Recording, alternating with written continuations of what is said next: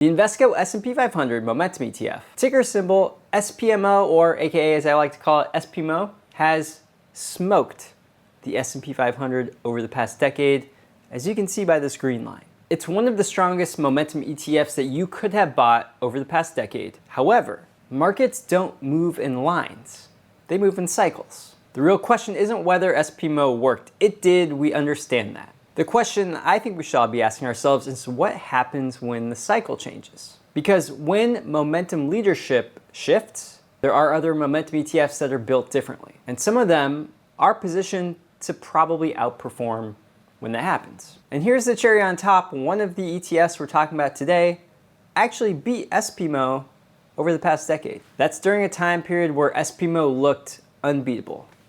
And that's what this video is about. The first thing we'll do today is understand cycles in terms of company size. Then we're going to actually clarify what momentum ETFs really do and why I think a lot of people actually get momentum ETFs wrong, or momentum investing wrong in general, because there's a lot of different ways to do this. Third, we'll compare SPMO to some other ETFs. Two of these ETFs could actually be combinations to use with SPMO, and one of them could potentially be a replacement for all of them. And then finally, we'll ask a question.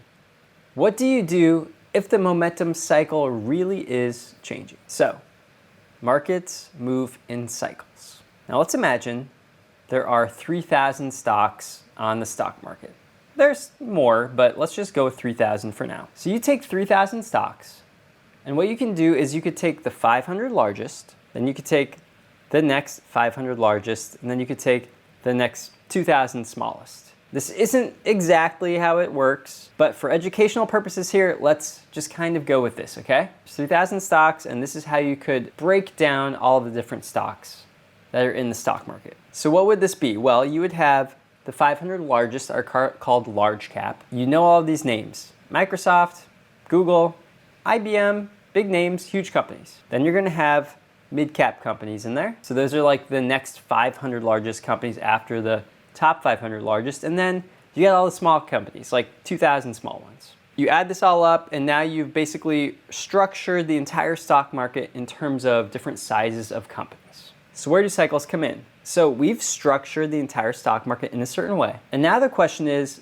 are there cycles within these different structures of the stock market? And so I'll show you how there are. And so I'm going to use the heat map from my free web app that I have. Later I'll tell you how you can get access to that if you have not already gotten access. But this is a heat map that shows each year, and then in each year it shows which ETF did the best out of small, mid, and large companies. And so this is how it works. In 2016, VV, which is an ETF I have in my web app, and it's actually not exactly the S&P 500, but it's pretty much the same. So we're gonna call that the S&P 500 in this. So we'll say the S&P 500 did the worst out of all of these ETFs. Now, IWM is the mid-size companies, and then VB is the small-size companies. And so what we're doing is we're saying, okay, in each year, how do we see which of these categories of the stock market actually did better? And we can see clearly that the large companies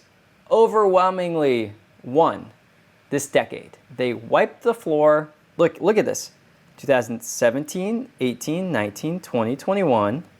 Finally in 2022, VB, the small companies, they did outperform. They lost less. But then 2023, 2024, 2025. 8 out of 10 years, large companies beat mid-sized companies and small-sized companies. Now here's the thing, this is the cycle. We're in a large cap cycle. Large companies are doing great. Historically, large companies, they don't outperform small companies historically. If you go back 100 years and you test hundreds of different scenarios, taking different decades, usually small companies are going to outperform large companies. So maybe what we should understand is that yes, your S&P 500 index, it did amazing, it's been doing amazing, but it didn't feel amazing from the year 2000 to 2010 when you actually lost money over a decade. That was that decade cycle. Just to show you visually how this looks too, mid caps here, you can see did the worst. They're on the bottom the most, 1, 2, 3, 4, 5, 6, 7 times out of 10 over the past 10 years. And then looking at VB, it actually did the very middle. It was in the very middle. 1, 2, 3, 4, 5, 6, 7. 7 out of the 10 years VB was in the middle. It outperformed. It had the best performance once.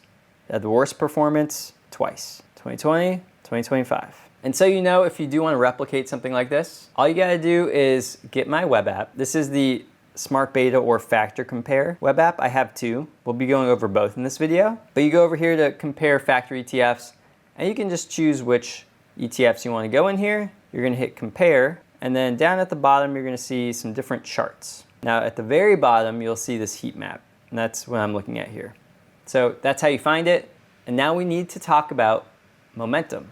What is momentum? So I'm going to show you what momentum is in terms of academics, or how the academics have tested over many different years why momentum is so persistent and why it works so well. There's different types of momentum, by the way. There's cross-sectional momentum, which is what we're talking about when we talk about like academic momentum. And so if we go back to the chart before, we have the 3,000 stocks. Let's just use the large caps, for example. We have the 500 largest companies. Now let's say you want to create a momentum portfolio, momentum ETF. What would you do? So you would do this. It's actually easy.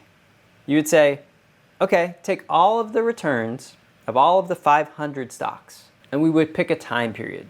It could be a 12-month time period. It could be a 6-month time period. So for example, let's say you would take Google and you would say, what was the return of Google over the past 12 months? Now, I will tell you, the academics would usually use 12 months and then they would take out the most recent month, because like the past month, usually momentum degrades a bit. So you want to make sure you get past that first month. But that's what you would do. Then all you do is you simply buy the 100 stocks that have had the biggest price change. It sounds weird. It sounds crazy, actually. But I'm telling you, in every study across different countries, across different decades, for 100 years plus, momentum has done amazing. Not every single year, but over periods of time, longer periods of time, momentum just works. And then what you would do is you would hold this portfolio, in this case, this 100 stock portfolio, for a certain period of time. It could be a 12-month, it could be a 6-month period, it could be a 1-month period. So let's just, for example, say you hold it 6 months, and then you do this whole thing again. As in, you calculate the 500 stocks price change, you get rid of the ones that are not in the top, the ones that are still in the top that you held before, you just keep those, and then you shuffle the portfolio around. That's it. It's actually pretty simple. Now here's where people get confused. So when you talk about momentum, usually people think about technical analysis or looking at charts, and there is momentum in that aspect of investing too, and trading. So we're talking about creating a portfolio of stocks, a diversified portfolio of a lot of different stocks, holding them because they've been doing really well. But there are also people who will do what's called time series momentum. And we can use this chart for an example. So this is the S&P 500 index. This is going back for 5 years, and this is how it's performed. It's up 94%. So what confuses, I think, a lot of people is that they look at a chart, or they see people talking about charts, and they're talking about momentum in what's called technical analysis, or let's say you're charting, you're a chartist, you're someone who looks at charts to see if they should buy an individual stock or an ETF just based on what's called time series momentum. So comparing the ETF or the stock to itself just over a period of time. So this one, we're just looking at the S&P 500 index over the past 5 years, and you can compare it and say, is there momentum within this index right now? We're not comparing the index to another index. We're not comparing it to another stock. We're literally just comparing it to itself. And that's what people will sometimes do when they're trying to trade. They'll look at something called, this is the RSI indicator, relative strength indicator, and it's basically trying to tell you if there's momentum in the movement of the stock price. Now, we're not doing that when we're talking about cross-sectional momentum or buying a portfolio of stocks, 100 stocks plus, that just have had good price change. We're talking about creating an entire diversified portfolio of momentum stocks. So now, going back to this idea of cycles and the idea of momentum. So we're talking about two things kind of at the same time now.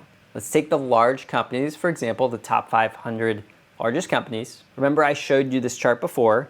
We'll say VV is the large companies. And just note, remember that over this period of time, VV, or the large companies, did better than the mid and the small 8 years out of 10 years. So remember that, 8 years out of 10 years. So what happened when instead of just buying the largest companies, what if you bought the largest companies, the top 500 companies, you took those companies, but you only bought the 100 that have the highest momentum. And then you can see here, that's essentially what SPMO does. And so you can see, even though large cap stocks did so well and beat small and mid, when you threw in SPMO as a momentum ETF, so you bought momentum stocks, you then outperformed 1, 2, 3, 4, 5, 6 times out of the 10. So what you ended up getting was, 1, you hopped into the correct size of companies, the large companies, because they're the ones that did the best. And then you got a little extra boost because momentum really did well.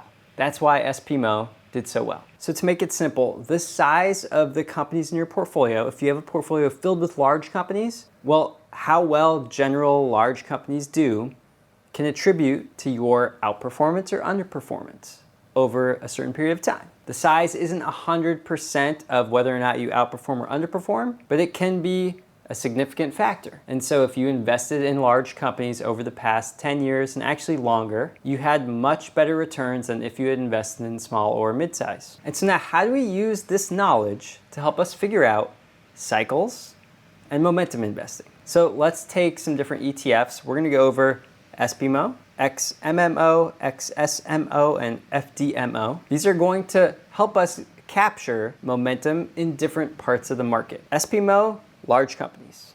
XMMO, mid-sized companies. XSMO, small companies. FDMO, talk about that later. But here's how these ETFs compare. Expense ratio wise, the cheapest one is SPMO. FDMO is the next up. XSMO and XMMO are in the 0.35, 0.36 range for expense ratio. No one invests in momentum ETFs for yield, honestly, but if you do, for whatever reason, well, here are the yields. Let's move on. Let's talk about max drawdown. We're looking from September 15th of 2016 until today. And when I say max drawdown, what I mean is how much a stock has fallen or an ETF has fallen from a peak to when it stops falling over any amount of time. It could be a month, it could be 5 years.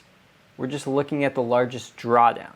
And so negative 30.96% for SPMO, negative 33.94% for FDMO, negative 36.73% for XMMO, and negative 39.39% for XSMO. So SPMO had the lowest drawdown out of all these, and XSMO, which is the small caps, had the largest drawdown. That was a volatility measure. Now we're talking additional volatility, so it's standard deviation here. A higher number just means that it fluctuates more. So FDMO had the lowest volatility, then SPMO, XMMO, XSMO. So XSMO, the small caps, are the more volatile ETF in this. Let's talk about diversification and holdings. So XMMO actually has the lower holdings, so under 100, so a smaller portfolio for sure. SPMO 101, 113 for XSMO, 129 for FDMO. Next up, we have the size, the assets under management.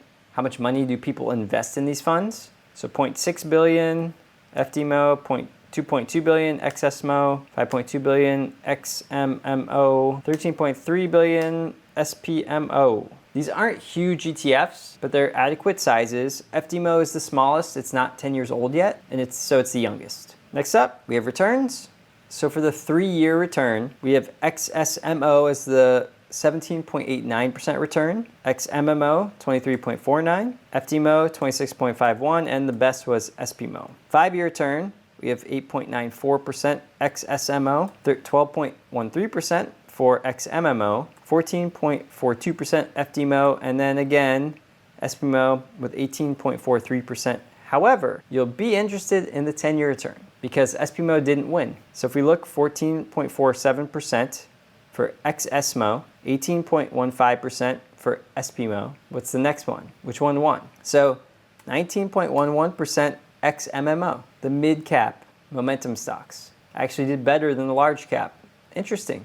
And then FDMO is not old enough, so we actually don't have it listed here. But that's what I alluded to earlier, that this ETF, XMMO, actually had a better return over the past 10 years. If you position yourself now thinking that large caps aren't going to be the outperforming momentum ETFs or momentum side of the market going forward the next 10 years, well, if you wanted to diversify within momentum, well, you could also add SPMO to XMMO and to SPMO. Then you get large, mid, and small companies, and you get momentum. Before I tell you about FDMO, Let's take a look at the returns if you invested $10,000. So ex-SPMO, $38,637. SPMO, $53,016.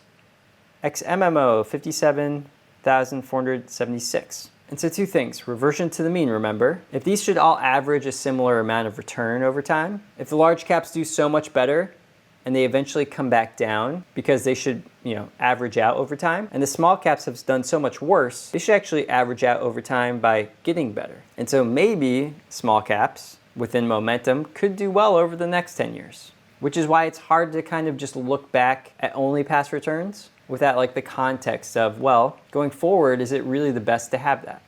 I actually will tell you about my portfolio in a minute. I will show you that I own all three of these, and I'll show you how that's allocated. But before that, understanding why I have FDMO in here. FDMO invests in more companies. It's broader than SPMO. And so what I mean by that is FDMO invests in around like the largest 1,000 companies. So there's large and there's some mid. So if you didn't want to just invest in the largest and you didn't want to buy all three of these to get the whole market, well then buying FDMO would actually allow you to have a blend of large plus some more mid-sized companies in one ETF. So that's kind of the trade-off. You could have FDMO, largest 1,000, or you could try to get exposure to all the different sizes of companies in the stock market by getting all three of the other ones. Quickly, I will just show you how my ETF compare tool works and how it ranks these. So what you do is you go in, I would click growth in this situation. We're comparing stocks through a growth lens to see which ones outperform the best. I put SPMO, I could hit add, and I hit compare, and this is going to compare all the different metrics I just went over. It's going to tell you a winner. Now these are based on past performance, expense ratio, volatility, all of those things. And so you'll see SPMO did the best, historically speaking, looking back in time. Plus, given how much risk it takes, and expense ratio and some other things. XMMO is number 2, XSMO number 3. FDMO is number 4, but it's because it's got short history, there's no 10-year period, and that does count against it in my comparison tool. So to understand how this comparison tool really works, it does compare ETFs, it uses past performance, but if you're trying to figure out the future because you think a section of the market is going to do better because it hasn't done as good as the other parts of the market, if you want to capture something like that, well, this tool doesn't show you that. My smart beta factor compare tool could actually help with that more because it shows you that heat map like this one I showed you before. And it also shows you some other relative performance versus benchmarks and things like that. But I think it's time now to show you my portfolio. And so the deal is for you, if you're interested, I will send you the ETF comparison tool, the factor comparison tool, smart beta, and I will also email you monthly updates about my portfolio and other things about the market, my insights. And if you want any of that, you sign up in the link below. It's totally free. You get all this stuff for free. And so you can see my portfolio here. I have it broken into some different categories: value, momentum, international value, international momentum. My target is to have 40% of my portfolio in US momentum ETFs. This is an all ETF portfolio. I made it so that people can just replicate it. You can track along, it's easy to set up. You don't have to buy 100 different stocks. You could just buy the ETFs. And I also have 10% in international momentum ETFs, which we could talk about in another video if we want. So if I go into the US momentum ETFs, these are what I have. And you'll see I have XSMO. I have another one called QMOM, as I like to call it. That could be its own video, but we won't talk about that now. I have the SPMO, of course, ETF, and I have the XMMO ETF. They're all the same weighting. They're all 10% of this part of the portfolio. So remember this slide though, where I said FDMO could be a potential ETF so that you get both larger companies and some mid-sized companies? Well, there's actually some important caveats in that, which I talk about in this video right here.